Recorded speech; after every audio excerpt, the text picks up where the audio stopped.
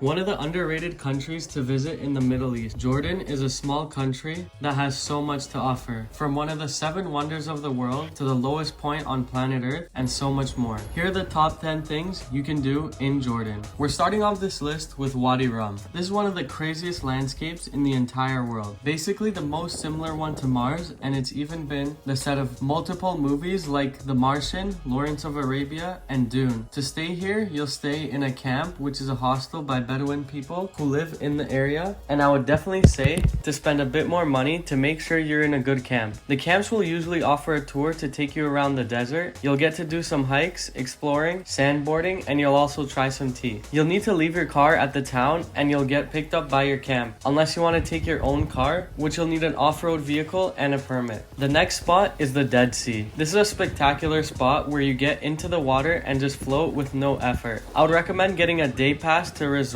which for some of them is cheaper than the public beach, and you get access to everything the resorts offer. For the optimal Dead Sea experience, you start off with getting into the Dead Sea water for about 15 to 20 minutes, then running either salt or mud all over your body, and then you get back into the Dead Sea water to wash it off, and then end it off with a quick shower and repeat. The sad truth is that the Dead Sea is shrinking every year and will likely be gone by the year 2050. Switching to more north, we have Jerash. This is the largest site of the Roman ruins in the Middle East and is considered the Pompeii of the Middle East. This is a really cool site to explore and discover all the old ruins. Jordan was actually the most east the Roman Empire stretched. They tried going further east into Saudi Arabia, but they weren't successful, so Jordan was as far as they got. The next one is probably Jordan's most famous site and one of the 7 wonders of the world, Petra. This is the main reason people travel to Jordan, and when you're there, you'll see exactly what makes this place so special. This is a really big town with so many caves and old buildings. Beware of all the people trying to sell you stuff because they mark up the prices a lot, but the hiking and just all the walks around the area are amazing to see. Now moving on to the capital, Amman. Most people say not to go here, but we actually had an amazing time here. One of the most fun things is just checking out all the markets. They make perfumes that smell like any perfume you want and so many other cool things. Amman also has a lot of Roman ruins, and fun fact, this city used to be called Philadelphia. There's also lots of cool restaurants here, with the most popular being Hashem. The next thing you should check out is the baptismal site of Jesus Christ. It's believed to be the place where Jesus was baptized by John the Baptist, and visitors from around the world come every year to get baptized. The guides here are really knowledgeable and they teach you a lot about the story and the history behind it. You can even take a dip in the Jordan River yourself. In a country with some crazy landscapes, Dana Biosphere Reserve is one of the places to visit that also has an insane landscape. This place has so many amazing hikes to do with some crazy views of the mountains and canyons. Mayin Hot Springs is one of the coolest places to go when visiting Jordan. These are hot springs near the Dead Sea with nice waterfalls and breathtaking landscape around it. Usually there's not too many people here, so you get to experience this mostly to yourself. There's also a natural sauna inside the cave where you can sit and go under the waterfall after.